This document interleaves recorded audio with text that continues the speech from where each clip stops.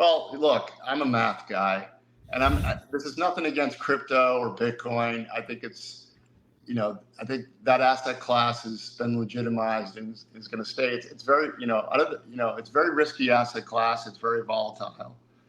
Statistically, it's correlated 98% to the NASDAQ 100 in the U.S. So goes the NASDAQ, so goes Bitcoin. So, if you're a Bitcoin bull, you'll have an opportunity to buy a lot. If you are thinking Bitcoin is going to be a hedge against asset price decline, I would tend to argue with that. The safest security in any kind of recession or asset repricing is the U.S. Treasury T-bill market, 3-month T-bills, 1-month T-bills. Yep. No, definitely makes sense. And then I guess what would you have to see for you then to sort of shift back to risk on? Well, usually our economic early cycle indicators will start to turn up before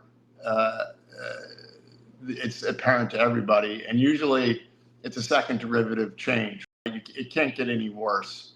I'll use an example of a company that back during the great financial crisis, NVIDIA, which is a big stock now, but back then it wasn't an AI stock. NVIDIA was a $2.50 stock. They reported, this was in March of 2009, they reported minus 50% revenues, and the stock didn't go down.